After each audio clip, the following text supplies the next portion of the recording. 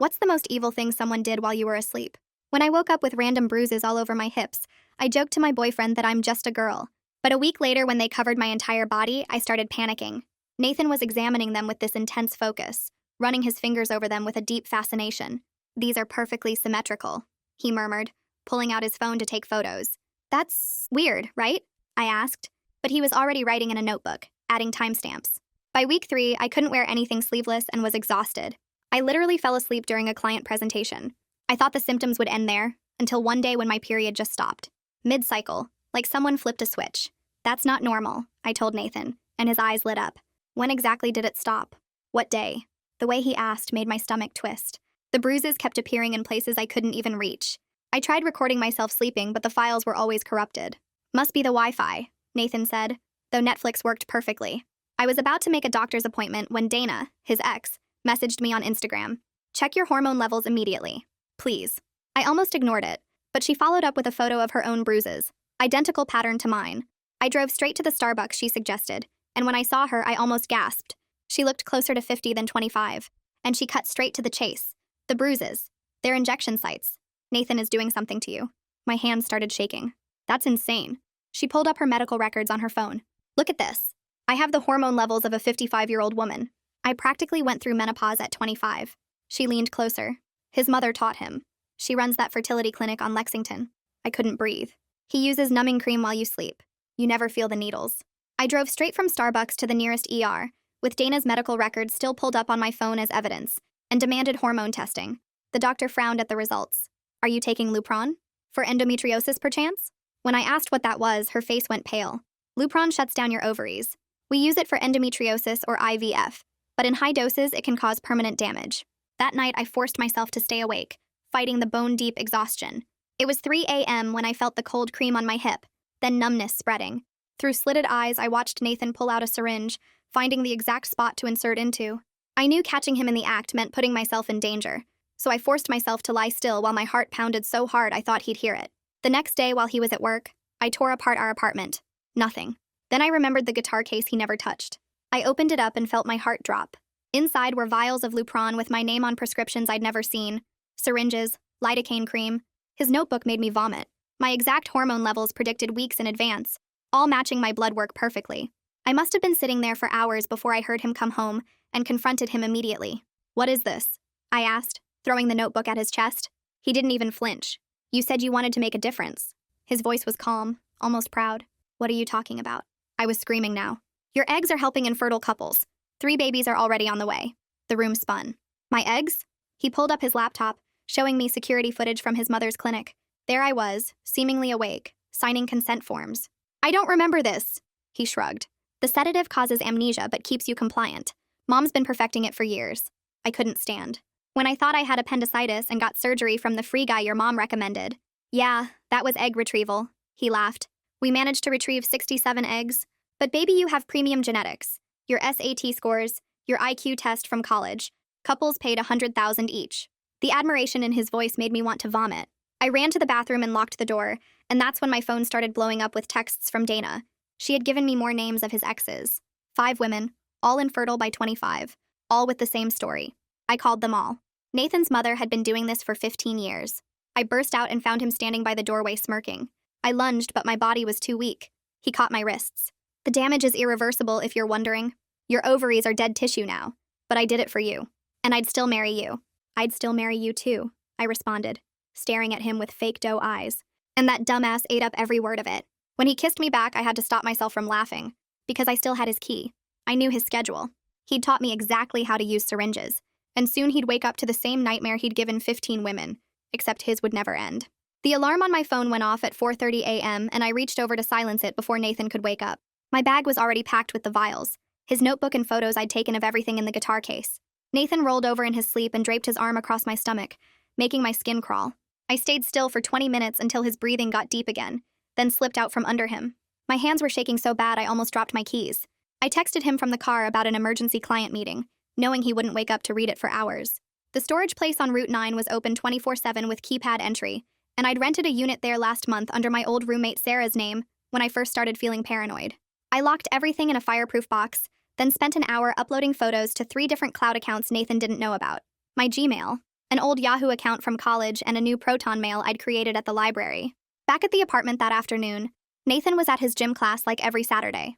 I used the drill I'd bought at Home Depot to install a new deadbolt on my bedroom door. The smart home stuff he'd put in took longer to figure out. I disconnected the Alexa, the Nest cameras, even the smart thermostat. When he got home and asked about the lock, I told him I'd been having bad dreams and needed to feel safer. He actually smiled and said he understood. Dana called while he was in the shower to check if I was okay. I whispered everything about the guitar case discovery, and she gave me 5 more phone numbers. She said Nathan got worse with each woman, more controlling, and that 2 of them had tried going to police but got nowhere. The next few days blurred together. I hit 3 medical offices on Monday morning, telling each receptionist I needed complete records for insurance reasons. At the second place, the woman behind the desk looked confused and said nobody ever asks for raw lab data and timestamps. I just smiled and said my new insurance was really strict. That afternoon, I set up my laptop in my car outside a Dunkin' Donuts and recorded myself talking for 40 minutes straight. Everything from the first bruises to finding the guitar case. My voice cracked when I described the fake surgery and again when I talked about the 67 eggs. But I kept going because I knew I needed this while everything was still fresh. Tuesday morning, my boss Karen pulled me into her office. She had a folder with my name on it and started listing all my missed deadlines and the client presentation disaster. She put me on a performance improvement plan and said I had 30 days to turn things around, or they'd have to let me go. I wanted to scream that I was being slowly poisoned and harvested like some kind of farm animal, but I just nodded and promised to do better. The rage was so strong I had to dig my nails into my palms. I found the studio apartment that same afternoon during my lunch break. It was small and smelled weird, but the landlord took cash and didn't ask for references. Month-to-month lease starting immediately. I gave him $1,220s from various ATM withdrawals. Thursday, I walked into the police station with a folder full of evidence. The cop at the front desk barely glanced at my medical records before saying, "This sounded like a domestic issue. Maybe I should try family court if I wanted a restraining order." I stood there for a full minute just staring at him before walking out. That's when I called the victim's legal clinic Dana had mentioned. They connected me with Nora Simpson the next day. She specialized in medical assault cases, and her office walls were covered with newspaper clippings about cases she'd won. She listened to my whole story without interrupting once, taking notes on a yellow legal pad. When I finished, she started explaining our options. Civil lawsuit for damages, criminal charges if we could get the DA interested, and complaints to the medical board about Nathan's mother. She said the medical board route was actually our best bet because they took license violations seriously and moved faster than criminal courts. We could file complaints for both Nathan practicing medicine without a license and his mother's ethical violations. She'd take my case pro bono because she said this was exactly the kind of predatory behavior that made her become a lawyer in the first place. Back at my apartment that night, I was going through old bank statements when I noticed something that made my stomach drop. There were charges from Nathan's mom's clinic going back months, thousands of dollars total, all dated around when I thought I was getting my appendix out. The signatures on the credit card slips looked like mine, but I had zero memory of signing them. My hands shook as I took photos of every single statement. The next morning, while Nathan was in the shower, I started packing a bag with just the basics, shoving clothes into my old gym bag as quietly as possible. My phone rang and it was him calling from the bathroom asking where his razor was. I hit record on my phone and told him it was in the cabinet. He started rambling about how the couples who got my eggs were so grateful and how we were helping people who couldn't have kids naturally. He said it like we were donating old furniture to charity. I had to mute myself to run to the kitchen sink and dry heave. 2 days later, I sat in front of a judge with all my evidence spread out on her desk. She barely looked at the injection sites on my arms or the medical records showing the Lupron levels. She said without specific threats of violence or actual physical assault, this was a criminal matter, not grounds for a protective order. I walked out of that courthouse feeling completely alone. My friend Sarah came over at 2 a.m. that night while Nathan was passed out from drinking. We worked in total silence, taking only what I absolutely needed, like my laptop, important documents, some clothes. We left everything else to avoid him noticing anything was missing. Every creak of the floor made my heart race. The next day from my new apartment, I sent an email to Rex Guthrie, this journalist who'd exposed a huge medical fraud case last year. I attached select evidence and wrote out a careful summary of what Nathan and his mom had been doing. He replied within 3 hours saying he was interested but needed more proof, more victims willing to go on record before he could publish anything. I made an appointment with an endocrinologist that week and sat there while she explained my test results.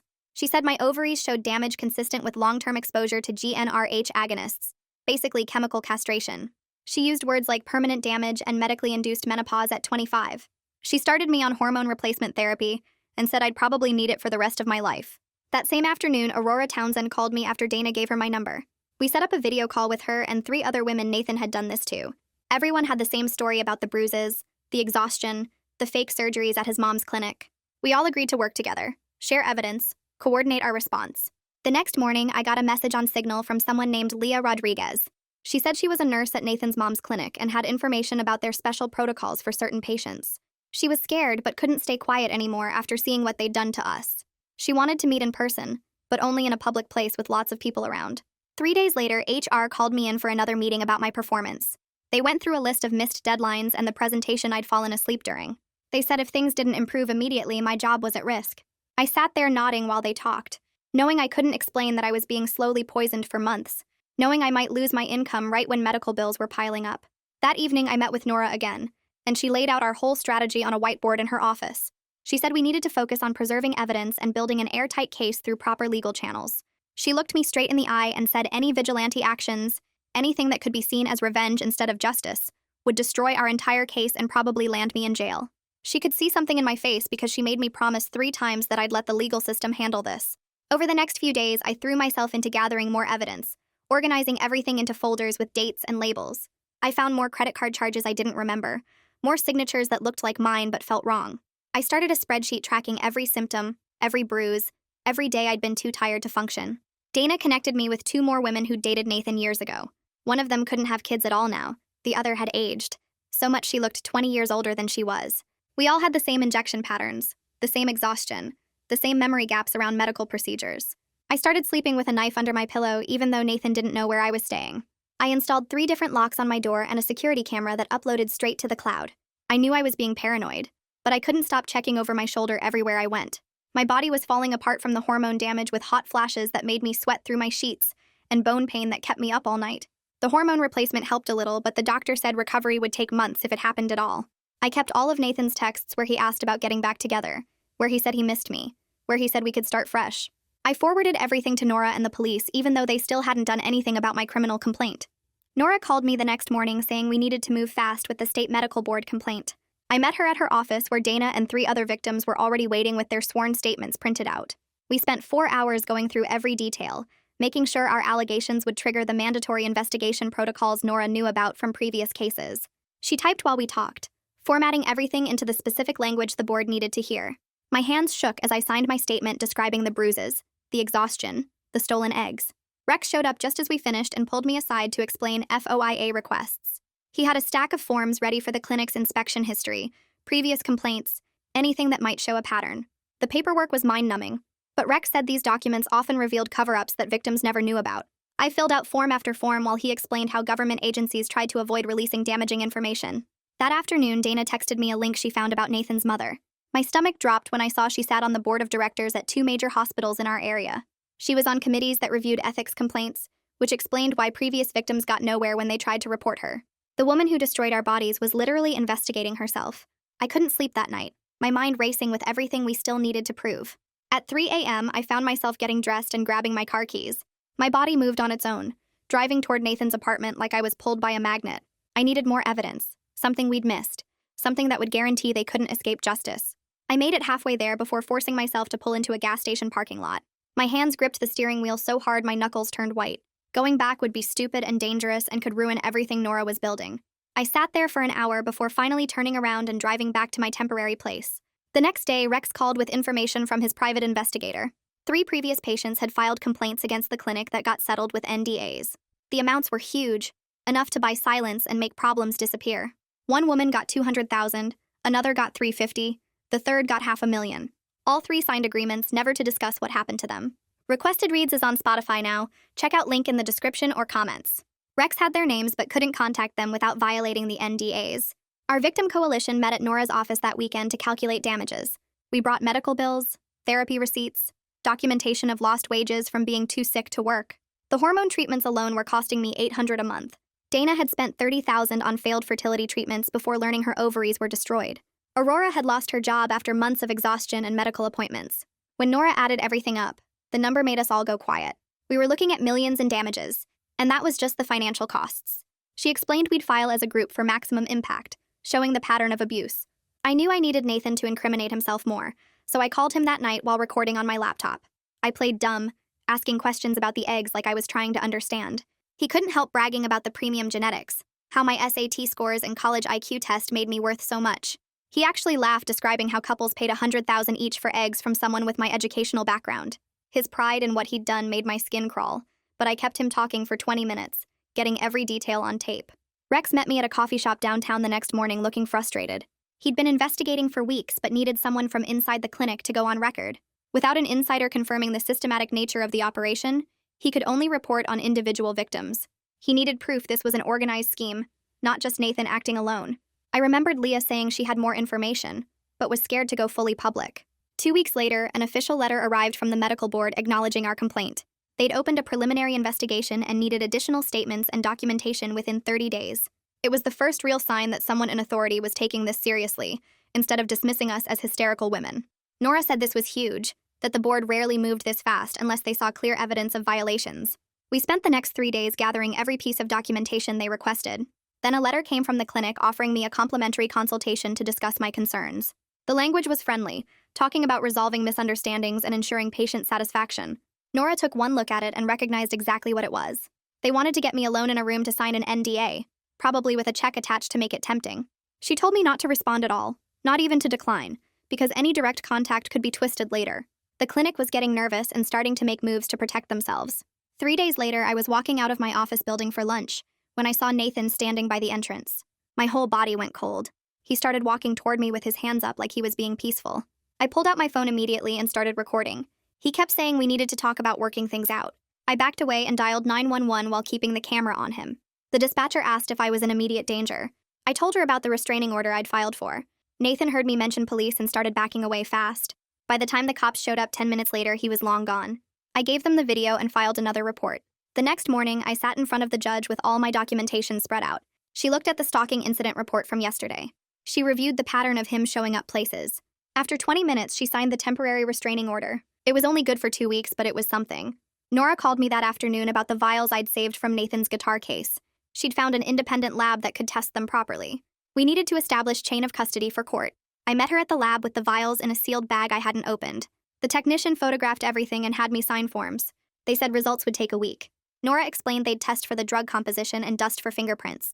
She wanted ironclad evidence linking Nathan directly to the injections. A week later, the results came back exactly like we expected.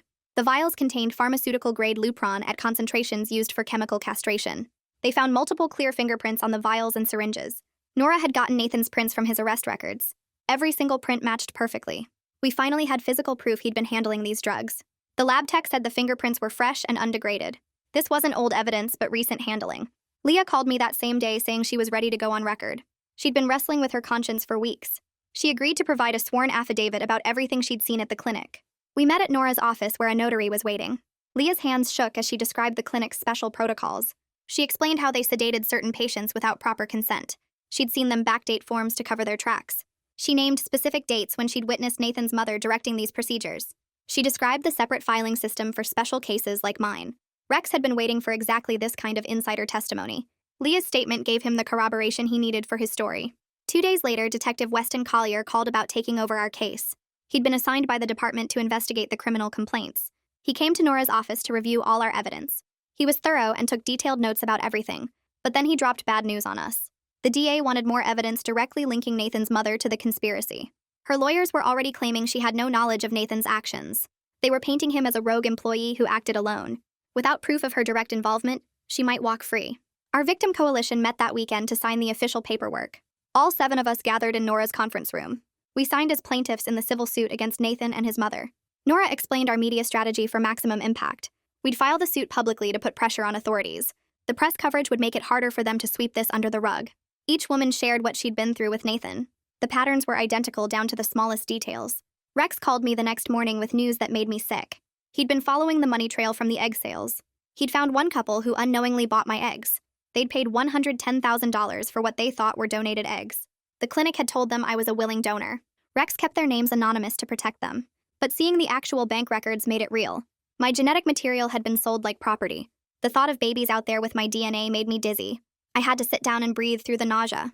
That afternoon, we served the clinic with a preservation letter. Nora's paralegal delivered it directly to their administrative office. The letter required them to keep all records and communications. They couldn't destroy any emails, files, or video footage now. Nora explained this was crucial for our case. If they deleted anything after receiving the letter, it would be criminal obstruction. The clinic's lawyers would know this and advise compliance. We were building a paper trail they couldn't escape.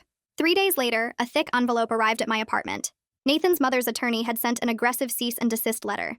They threatened to sue me for defamation if I didn't stop my false allegations immediately. The language was harsh and clearly meant to scare me.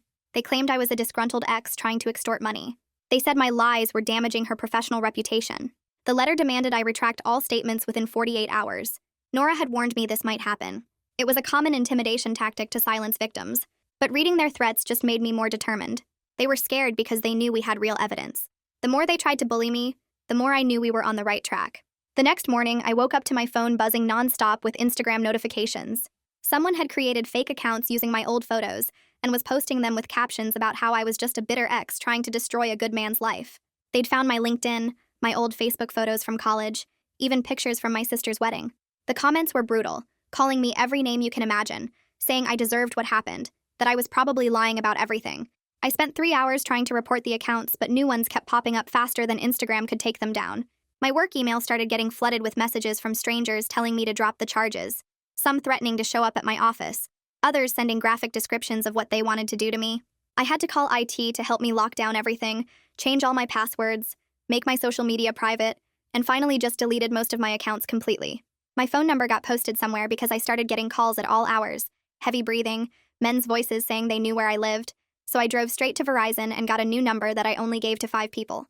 The stress was making my body fall apart worse than before. I'd wake up drenched in sweat, my sheets soaked through, then 5 minutes later I'd be freezing and shaking under 3 blankets. My joints hurt so bad I could barely get out of bed some mornings, and the headaches made it impossible to focus on anything. I missed 2 more days of work, and my boss pulled me aside to say HR was getting involved if my attendance didn't improve immediately. The endocrinologist ran more tests and explained that my body was basically going through menopause at 25, that the hormone replacement therapy would help, but it would take months to stabilize and I'd need to take these pills for the rest of my life. She prescribed estrogen patches and progesterone pills, warning me about mood swings, weight gain, and that natural pregnancy was extremely unlikely now. I sat in my car after that appointment and cried for an hour, not because I wanted kids right now, but because he'd stolen that choice from me forever. That night, I couldn't sleep and found myself on medical websites reading everything about Lupron, how it works, what doses they use, where to inject it for maximum absorption. I told myself I was just trying to understand what he'd done to me, but I kept bookmarking pages about injection techniques, saving diagrams of injection sites on the abdomen and thighs. My search history got darker as I learned about the different concentrations, how the 3-month depot shots work versus daily injections, what happens when men take it for prostate cancer. I found forums where trans men discussed using it to stop estrogen production, and felt sick realizing Nathan had essentially done the reverse to me and the other women. I stayed up until 4 in the morning watching YouTube videos of nurses demonstrating subcutaneous injection techniques, practicing the motion with a pen against my thigh, memorizing the exact angle and depth needed. The knowledge felt dangerous in my hands, and I kept thinking about that key I still had to his apartment, how easy it would be to do to him what he'd done to us. 3 nights later, I was startled awake by movement outside my window, and saw Nathan standing in the parking lot staring up at my apartment. My hands shook as I grabbed my phone and started recording him, zooming in to clearly show his face in the streetlight. He stood there for 20 minutes just watching my window, and when he started walking toward the building entrance, I called 911 immediately. The dispatcher kept me on the line while I described what was happening, and I could hear the sirens getting closer as Nathan suddenly turned and ran back to his car. The cops showed up 5 minutes after he left, took my statement, looked at the video, and said they'd add it to the report for violating the restraining order. The next morning, Nora called me into her office, and I could tell from her face she knew something. She sat me down and spoke very carefully about how she understood my anger, how she'd seen that look in my eyes when I talked about the injections, but that any attempt at revenge would destroy our entire case. She made me look her in the eye and promise I wouldn't do anything stupid, that I'd let the legal system handle it, that she'd personally make sure he paid for what he'd done, but only if I stayed clean. I promised her I would, but we both knew I was lying, and she made me give her the key to Nathan's apartment right then and there. Detective Collier called that afternoon with a plan to get Nathan talking on a recorded line about the technical details, saying the DA needed more evidence connecting his mother to the conspiracy. I spent an hour preparing, writing down specific questions to ask, practicing how to sound casual while getting him to admit things. When Nathan answered, he sounded happy to hear from me, like we were old friends catching up and I had to force myself not to throw up. I asked him about the injections, playing dumb about how he'd managed to do it without waking me.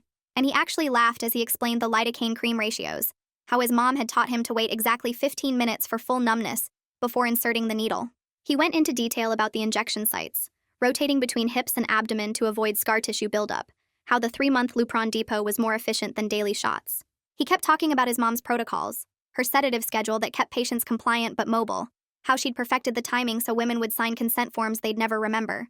When I asked how she got away with it for so long, he said she knew which medical board members to donate to, which hospital administrators owed her favors, acting like it was all just smart business. The recording went on for 40 minutes with him bragging about their system, never once showing any guilt or awareness that he'd destroyed multiple lives. That evening, my phone rang from an unknown number, and when I answered, it was Nathan's mother, her voice sweet like honey, as she said she wanted to make things right. She offered to pay for all my medical treatment, said she could set me up with the best specialists, even suggested she could reverse some of the damage if I came to her clinic. When I stayed silent, she switched tactics, her voice turning cold as she said I had no idea who I was messing with, that she had connections everywhere, that she could make sure I never worked in this city again. She said people would believe a respected doctor over some hysterical girl, that she had ways of making problems disappear, that I should think very carefully about my next move. I recorded the entire call on my laptop, her threats getting more explicit as she realized I wasn't backing down, and immediately emailed the file to Nora with a backup to my personal cloud storage. 2 days later, Nora called with incredible news that the medical board had scheduled an emergency license suspension hearing for the following week. They'd issued subpoenas for all the clinic's records, patient files, financial documents, everything going back 15 years. Rex's preliminary article about medical fraud at fertility clinics had gone viral, putting pressure on the board to act faster than anyone expected. The board members who'd been protecting Nathan's mother were suddenly distancing themselves, not wanting to be connected to the scandal when it fully broke. Nora said this was moving at light speed for a medical board investigation, that usually these things took months or years, but the media attention was forcing their hand. Leah called me that afternoon with her voice shaking but determined. She'd managed to copy dozens of consent forms from the clinic's computer system before anyone noticed. When we met at a coffee shop downtown, she spread the papers across the table with trembling hands. The metadata showed clear signs of tampering, dates that didn't match up, signatures that looked too perfect. She'd risked her entire career getting these documents, but she said watching what they did to us made her sick every single day. I took photos of everything while she watched the door nervously. My phone buzzed with a text from Nathan saying he was leaving town and wanted to apologize properly before he went. The message made my skin crawl, but I forwarded it straight to Detective Collier. He called back within minutes, confirming they had officers watching Nathan's apartment and tracking his credit cards. The next morning, Leah met with Nora at her law office to make everything official. Nora walked her through the whistleblower paperwork, explaining the protections she'd have against retaliation. Leah's hands shook as she signed each form, knowing this meant she could never work in healthcare in this city again. 3 days later, we sat in the medical board hearing room while Nathan's mother's lawyer tore into us. She called me a scorned woman seeking revenge, said Dana was mentally unstable, claimed Aurora had financial motives. I gripped the edge of my chair so hard my knuckles turned white but kept my voice steady as I read from my medical records. Dana presented her hormone tests from 5 different labs. Aurora showed photos of her injection sites mapped in the same pattern as ours. The lawyer kept interrupting, objecting to everything, trying to make us look crazy or vindictive. When it came time to vote, the board members didn't even need to discuss it. They voted unanimously to suspend her license immediately pending full investigation. She sat there with her jaw clenched, staring at me with pure hatred while her lawyer whispered urgently in her ear. The next morning, police showed up at the clinic with a search warrant. I watched from across the street as they carried out boxes of files and computers. Detective Collier called later to say they'd found partial records and medication supplies, but someone had deleted key computer files the night before. It wasn't surprising given how much warning they'd had, but it was still frustrating knowing evidence was lost. 2 days after that, the DA's office finally moved forward with criminal charges. Nathan was arrested at his apartment for assault, poisoning, and violating the restraining order. They processed him and released him on bail within 4 hours, his mother posting the $100,000 without blinking. She was named as an unindicted co-conspirator, which meant they were still building the case against her. Our civil suit got filed that same week with all 7 of us listed as plaintiffs. Nora had worked around the clock preparing the paperwork, calculating damages for medical costs, lost wages, and pain and suffering. The court scheduled our initial conference for the following month. Within hours of the filing going public, Rex's story exploded across social media. My phone wouldn't stop buzzing with interview requests from news stations and podcasts. I ignored them all, too exhausted to deal with becoming some kind of poster child for medical abuse. 3 weeks later, I was walking to my car after a doctor's appointment when I saw Nathan waiting by the parking garage elevator. My whole body went cold, but I forced myself to stay calm. He started walking toward me, close enough that I could smell that cologne he always wore, the one that used to make me feel safe. I pulled out my phone and dialed 911 on speaker, loudly describing his location and that he was violating a restraining order. He kept coming closer, saying he just wanted to talk, that I was overreacting, that we could work this out. I backed toward my car while keeping the phone raised so the operator could hear everything. When he reached for my arm, I remembered the sterile swab I'd been carrying in my pocket for weeks, waiting for this exact moment. As he grabbed my wrist, something fell from his jacket pocket. A small syringe case hit the concrete with a plastic clatter. I bent down quickly, using the swab to pick it up without touching it directly, collecting his fingerprints and probably DNA from where he'd handled it. He tried to grab it back, but I was already moving toward the area I knew had security cameras. The 911 operator was asking for updates while I described everything that was happening. Nathan finally seemed to realize how bad this looked and started backing away. Security guards appeared from the building entrance, having heard the commotion. Nathan turned and ran while I stood there holding the syringe case wrapped in the sterile swab, my hands shaking but my mind clear. This wasn't about revenge anymore. It was about evidence, about making sure he couldn't do this to anyone else. The police arrived within 10 minutes, and I handed over the syringe case wrapped in the sterile swab. The officer bagged it carefully while I showed him the security footage on my phone of Nathan approaching me. They arrested him right there in the parking garage while I watched from behind my car. His face went from angry to shocked when they put the handcuffs on. Detective Collier called me later that afternoon to say the evidence I collected was perfect for the case. He said most victims panic and don't think to preserve DNA evidence like that. The syringe tested positive for Lupron and had Nathan's prints all over it. 2 weeks later, I found a new apartment across town with a doorman and security cameras in every hallway. The building required key cards for the elevator and had a concierge who logged every visitor. I changed my gym, my grocery store, even the coffee shop I went to every morning. I started taking different routes to work and never parked in the same spot twice. The constant checking over my shoulder was exhausting, but I couldn't relax knowing Nathan was out on bail. My endocrinologist appointment that week hit me harder than I expected. She pulled up charts showing my hormone levels and explained the damage was permanent. My ovaries would never produce eggs again, and natural pregnancy was basically impossible. She talked about donor eggs and adoption, but all I could think about was the 67 eggs Nathan stole from me. The hot flashes would continue for years, and I'd need hormone replacement therapy for the rest of my life. She was honest about the increased risk of osteoporosis and heart disease from early menopause. I appreciated that she didn't sugarcoat anything, even though I cried in her office. 3 days later, the DA's office called with good news for once. They were upgrading Nathan's charges to include administering controlled substances without consent, which carried serious prison time. His mother was being formally charged as a co-conspirator based on the evidence we'd gathered. The prosecutor said Nathan's recorded admissions about his mother teaching him were key to making the charges stick. Rex's article went live that Friday morning, and my phone immediately started buzzing nonstop.